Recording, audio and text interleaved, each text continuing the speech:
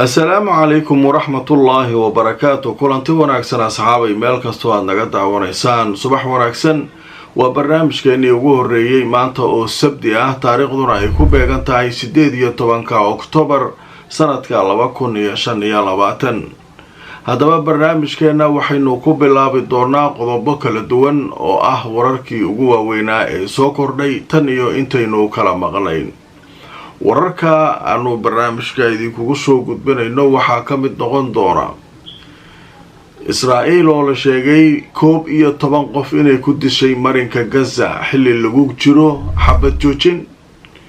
dhanka kale walaac ayay muujinayaan Israa'iiliyiinta oo ku saabsan Xamaas oo urursanaysa walxaha qarxa ee markaa ku dhex daatay Gaza ayay aruurinayaan.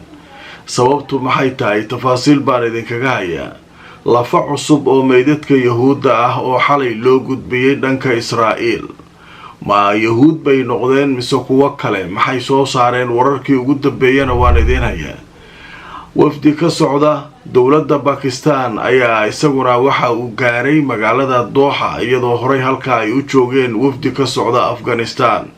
xilli wada hadalladu ay markaa loo diyaar garoobayo in natiijo wanaagsan ay ka soo baxdo ayaa dhanka kale waxaa la sheegayaa Pakistan inay weli wado duqeymihii ay ku haysay gudaha Afghanistan. qodobadaas ayaynu saakay barnaamijkeena subaxnimo oo ah barnaamijka ugu horeeya aan idiin soo gudbinayno.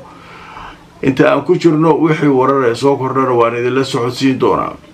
haddii aad nagala socoto channelkeena kale ee Nadara show fadlan u soo wareeg channelkan Nadara TV si aad u hesho xogaha iyo macluumaadka oo dhammaystiran.